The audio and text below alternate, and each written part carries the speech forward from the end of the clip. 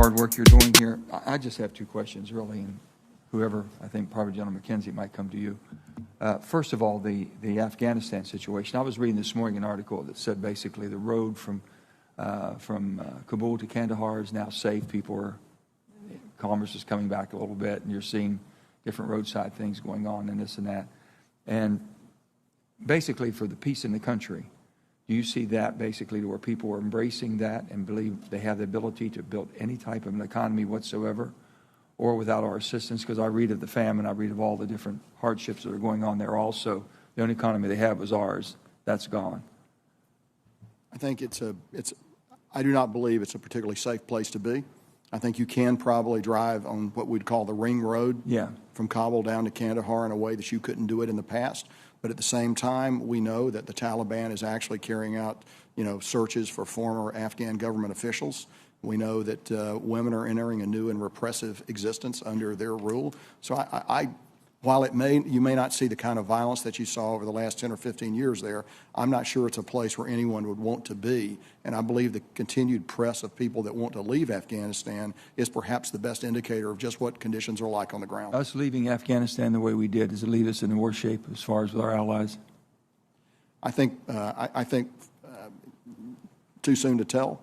But I think what our principal goal in Afghanistan was and remains to ensure that attacks against the United States are not going to be generated from there, from Al-Qaeda and from ISIS-K. And right now you believe that we have subdued that from happening, or are they building back up again? Sir, I believe it is much harder to do it now than it was before. It is not impossible to do it, but I'll have considerable level of detail on that in the closed session.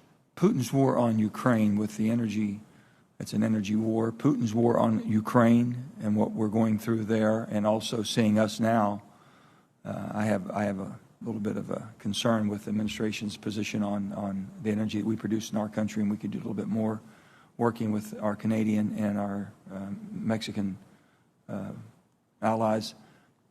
With that being said, the Iran situation that we're talking, I think things have stalled there on the Iran deal again, but also I'm concerned about Iran. The last deal that we made with Iran was not made on basically earning your way back into a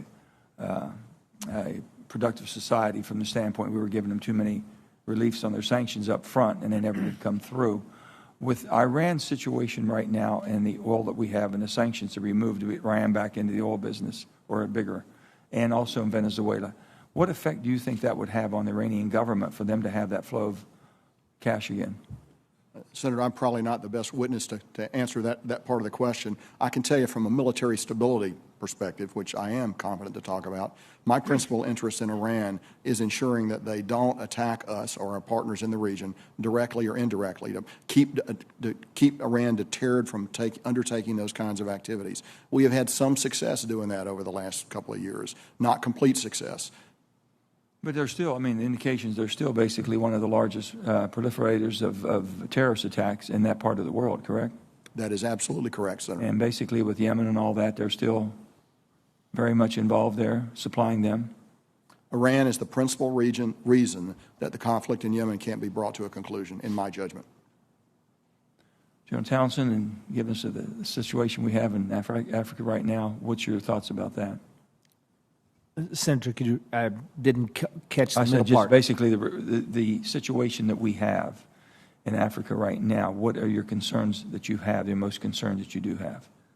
Thank you. Thanks for repeating the question. Well, I think probably number one is ensuring that the U.S. maintains strategic access and influence. And I think for me that the primary concerns there are China and to a little bit lesser degree Russia.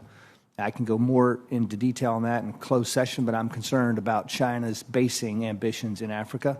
And then the second thing would be countering the threats of violent extremists there, primarily Al-Qaeda's arm, Al-Shabaab in East Africa. Okay. If I could have one further question, Mr. Chairman.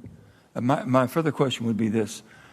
I remember back at I was a young person back in the Cuban Missile Crisis and the concerns we had with nuclear attacks and things, and all the tests we ran and everything we were prepared for, and all the things we had to go through, exercises. Today we have so many countries with a nuclear arsenal. what's the most dangerous you think that we have? The country that you're most concerned about with the nuclear capabilities that could do harm, not just basically upend the world, approach on the world order, if you will, but basically do damage to the homeland? Senator, for me, I think I subscribe to what's laid out in our national defense strategy, which is that China is the longer-term threat, the pacing threat, but today it's Russia. Senator, I think you have to respect capability. Russia has that capability. China aspires perhaps in the future to have that capability, but I think the acute threat right now, of course, is Russia.